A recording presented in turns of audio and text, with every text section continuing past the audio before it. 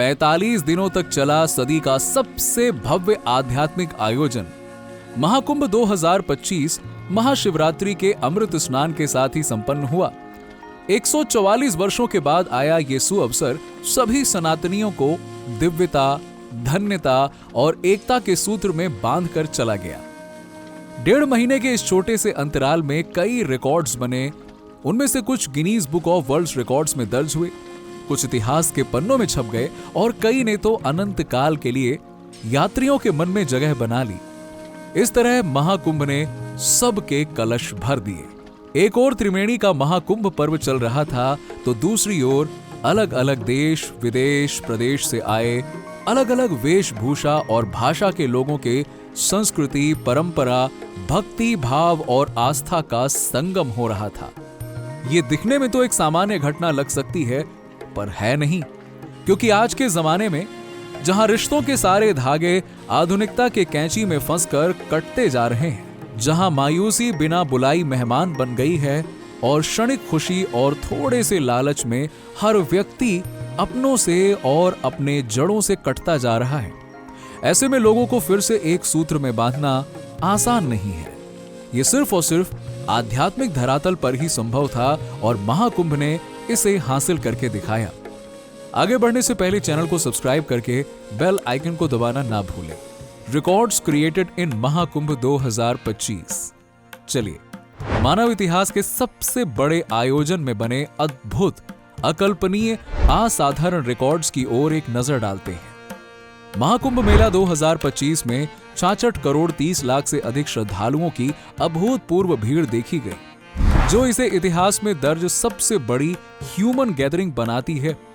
ये विशाल आंकड़ों ने दुनिया के सबसे बड़े आध्यात्मिक और सांस्कृतिक आयोजनों के रूप में अपनी एक जगह पक्की कर ली है। ये संख्या अमेरिका के कुल जनसंख्या का 2 गुना, रूस के जनसंख्या के 4.5 गुना, यूरोपियन यूनियन के देशों के कुल जनसंख्या के ऊपर से 15 करोड़ और जनसंख्या मिलाने पर जो संख्या होती है ना, उतनी बड़ी संख्या है ये। लोग इतनी बड़ी संख्या में इस महाकुंभ में भागीदार बने, और तो और ये पाकिस्तान के कुल जनसंख्या का भी लगभग 3 गुना है ये संख्या।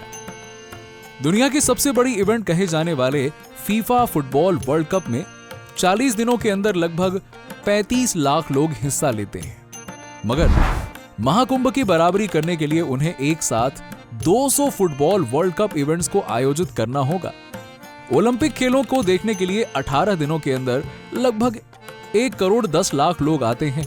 अगर ओलंपिक्स के आयोजकों को महाकुंभ के जनसंख्या की बराबरी करनी है, तो एक साथ ऐसे 65 ओलंपिक्स खेलों का आयोजन करना होगा। मक्का में भी उस पवित्र समय में 1 करोड़ लोग विजिट करते हैं। अगर उन्हें महाकुंभ के जन सैलाब से बराबरी करनी है, तो उन्हें ऐसे 66 यात्रा स्थलों का निर्माण करना होगा। ये तुलनात्मक विश्लेषण इसलिए है क्योंकि आप भारत के इस आध्यात्मिक मौन क्रांति के भव्यता और दिव्यता को समझ सकें। आध्यात्म भारत के रगों में दौड़ने वाला एक अंडर करंट है। वैसे एक रिपोर्ट के अनुसार 29 जनवरी को महाकुंभ मेले के दौरान त्रिवेणी संगम पर रिकॉर्ड तोड़ 8 करोड़ श्रद्धालुओं ने पवित्र डुबकी लगाई, जो मौनी अमावस्या के अवसर पर मनाया गया, जिसमें अनुष्ठान स्नान के लिए एक दिन में सबसे बड़ी भीड़ उमड़ी। लोग कहते हैं कि आजकल के युवा सनातन संस्कृति के जड़ों से, आध्यात्मिक अनुष्ठानों से कटते जा रहे हैं, मगर महाकुंभ ने इसे झूठा साबित कर दिया। इस इवेंट में युवाओं ने ही सबसे अधिक बढ़ चढ़कर भाग लिया। इस दौरान 15 लाख तो कल्पवासी थे, उनमें से 80% से भी अधिक युवा थे। कल्पवासी वो होते हैं जो पूरे महाकुंभ मेले के दौरान कठिन आध्यात्मिक नियमों का पालन करते हुए तपस्या करते हैं। इसी समय सैकड़ों युवाओं ने साधु बनने के लिए संन्यास स्वीकार किया।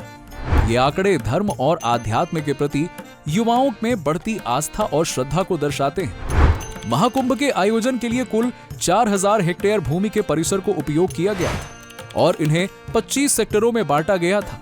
इस कुल भूमि में से 1850 हेक्टेयर भूमि को पार्किंग व्यवस्था के लिए अलोकेट कर दिया गया था। इस मेले के लिए 450 किलोमीटर की अस्थायी सड़कों का निर्माण किया गया। इनमें 30 से अधिक पंटून पुलें थीं। इस बार संगम क्षेत्र को 12 किलोमीटर का विस्तार दिया गया था। आम लोगों की सुविधा के लिए 1.5 लाख टेंटों का निर्माण किया गया था। इसके अलावा जन सुविधा के लिए 1.5 लाख से अधिक शौचालयों का निर्माण किया गया था। इस पूरे मेला क्षेत्र में 67,000 स्ट्रीट लाइट्स डाले गए थे। 15,000 सफाई कर्मचारियों ने दिन रात इस अभूतपूर्व आयोजनों में अपनी सेवाएं दी। इतना ही नहीं, 9,000 कर्मचारी प्रयागराज शहर में अपनी सेवाओं में निरत थे। 50,000 से अधिक पुलिस वाले इस पूरे आयोजन की सुरक्षा और निगरानी में अपना अविरत योगदान दे रहे थे। लगभग 3,000 AI इनेबल्ड कैमरे इस इवेंट में कार्यरत थे, जो पुलिस को भीड़ नियंत्रण करने में सहायता कर रहे थे। इसके अलावा स्वच्छता को सुनिश्चित करने के लिए प्री फैब्रिकेटेड STP प्लांट का उपयोग किया गया। ये प्लांट मेला क्षेत्र में बने सभी शौचालयों के पानी को नदी में वापस छोड़ने से पहले उसे पूरी तरह से क्लीन करते थे। साथियों, हमें भी इस महाकुंभ के भागीदार बनने का सौभाग्य प्राप्त हुआ। इतनी भीड़ होने पर भी स्वच्छता और सुरक्षा के अरेंजमेंट्स को देखकर हमें बड़ा आश्चर्य हुआ। इसके लिए अलग अलग विभाग के उन सभी कर्मचारियों को हमारा सहृदय प्रणाम। इन सभी प्रयासों के कारण इसे क्लीन, ग्रीन और सिक्योर्ड कुंभ कहा जा रहा है। एक औसत के अनुसार इस महाकुंभ में हर व्यक्ति ने कम से कम 5 किलोमीटर की पैदल यात्रा अवश्य की है। तो अब तक 66 करोड़ लोग 330 करोड़ किलोमीटर चले होंगे, जो पृथ्वी से चंद्रमा के बीच 4,292 चक्कर, मंगल ग्रह के 22, सूर्य के 11 और पूरे पृथ्वी के 22,420 चक्कर चलने के बराबर है। अब प्रयागराज 66 करोड़ लोगों के तपस्या से तपस्या स्थली बन गई है। 45 दिनों तक चलने वाले इस भव्य आयोजन के लिए कुल 15,000 रुपयों को खर्च किया गया। इसमें से 7,500 करोड़ रुपए को राज्य सरकार और बाकी के 7,500 करोड़ रुपए को केंद्र सरकार ने खर्च किए थे। लेकिन इसमें से जब रिटर्न्स को आंका गया तो वो 3 लाख करोड़ से भी अधिक का था। ये भारत के कुल GDP का 0.8% है। इन आंकड़ों का ब्यौरा खुद मुख्यमंत्री योगी आदित्यनाथ जी ने दिया। महाकुंभ से भारत को फाइनेंशियल ईयर 2025 में 6.5% GDP हासिल करने में मदद मिली। सीएम योगी आदित्यनाथ जी ने विधानसभा में बताया कि 130 नावों का संचालन करने वाले एक परिवार ने कथित तौर पर 45 दिनों में 30 करोड़ रुपए का लाभ कमाया, जिसमें प्रत्येक नाव प्रतिदिन 50,000 से 52,000 रुपए तक कमा रही थी। हेलीकॉप्टर, जो महाकुंभ क्षेत्र के ऊपर यात्रियों के हवाई ट्रिप के लिए कार्यरत था, वो प्रत्येक यात्री से 5,000 रुपए चार्ज करता था। ऐसे वो प्रतिदिन 7,000 यात्रियों की सैर कराता था और इस तरह से वो हर दिन 3.5 करोड़ रुपए जनरेट कर रहा था। इसके अनुसार 45 दिनों के अंदर 150 से 160 करोड़ रुपए के बीच रेवेन्यू जनरेट किया गया। इतना ही नहीं, महाकुंभ ने 12 लाख टेम्पररी एम्प्लॉयमेंट जनरेट किया। ये एक रिकॉर्ड है और सो कॉल्ड सेकुलर विचारवादियों के समझ के बाहर का विषय। तो ये तो रही एक नाव चलाने की कहानी। ऐसे कितने छोटे बड़े व्यापार, धंधा और अन्य सेवाएं दे रहे लोगों ने लाखों रुपए कमाए। इसमें ऑटो वाले, ई रिक्शा वाले, टू व्हीलर वाले, टैक्सी वाले, चाय वाले, नाश्ता चाय पॉइंट वाले, लॉज और होम स्टे चलाने वाले, दिया, फूल, नारियल बेचने वाले, रुद्राक्ष, तुलसी, माला, शंख और अन्य दुर्लभ वस्तुओं को बेचने वाले थे।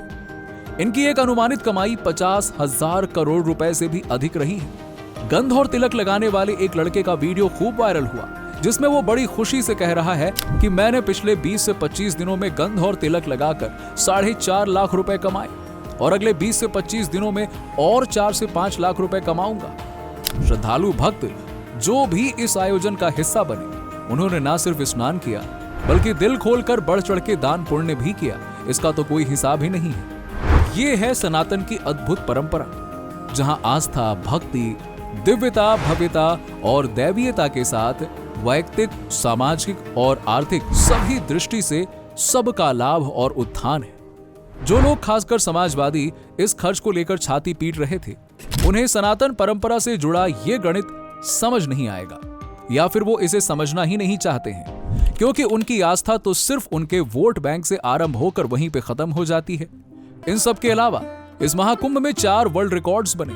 14 फरवरी 2025 को एक उल्लेखनीय उपलब्धि तक हासिल हुई, जब 15,000 सफाई कर्मचारियों ने एक साथ मिलकर संगम क्षेत्र के 10 किलोमीटर के हिस्से को साफ किया। इस मैसिव एफर्ट ने स्वच्छता के प्रति लोगों के कमिटमेंट्स को प्रदर्शित किया। गिनीज वर्ल्ड रिकॉर्ड्स की टीम ने इस असाधारण घटना का डॉक्यूमेंटेशन किया और स्वच्छता के सभी प्रयासों की जमकर प्रशंसा की। अगले दिन 15 फरवरी को एक और महत्वपूर्ण रिकॉर्ड बनाने का प्रयास किया गया, जब 300 कर्मचारी बड़े पैमाने पर जल सफाई अभियान चलाने के लिए नदी में उतरे। 17 फरवरी को एक ही इवेंट में 10,000 लोगों के हैंडप्रिंट्स लेकर एक वर्ल्ड रिकॉर्ड बनाया गया। हैंडप्रिंट्स का ये रंग बिरंगा प्रदर्शन एकता और विविधता का प्रतीक था, लेकिन अलग अलग पृष्ठभूमि के लोग इतिहास पर अपनी छाप छोड़ने के लिए एक साथ आए थे। इन सब के अलावा इस पूरे आयोजन के दौरान लोगों ने जो एकता और सद्भाव का परिचय दिया वो प्रशंसा का पात्र है। इस दौरान कोई विवाद या धार्मिक असहनशीलता नहीं दिखाई दी, कहीं किसी अन्य धर्म को नीचा दिखाने की कोशिश नहीं हुई, न ही उनके बहिष्कार की अपील की गई और सनातन का उग्र प्रदर्शन भी नहीं दिखाई दिया। यही है भारत की सनातन संस्कृति और सभ्यता का परिचय। 2025 के इस महाकुंभ मेले ने कई वर्ल्ड रिकॉर्ड स्थापित करके और पिछले बेंचमार्क को तोड़कर इतिहास में अपना नाम दर्ज करा लिया। लगता है कि ये महाकुंभ जाति, उपजाति, धर्म, मान्यता और आचरणों में बटे सनातन को फिर से एकता के एक सूत्र में बांधने के लिए ही आया था, जिसमें ये पूर्णतः सफल भी हुआ। महाकुंभ 2025 के दौरान बने ये रिकॉर्ड्स इस प्राचीन त्योहार में निहित एकता, स्थिरता और आध्यात्मिक विकास की क्षमता को हमें याद दिलाते रहेंगे। अब आप सभी व्यूअर्स के मंगल कामना के साथ आज हम आपसे अब विदाई लेते हैं। अगर आपको यह विश्लेषण अच्छा लगा हो तो इस वीडियो को लाइक करें और अधिक से अधिक लोगों तक शेयर करें। जय हिंद, जय भारत, जय सनातन।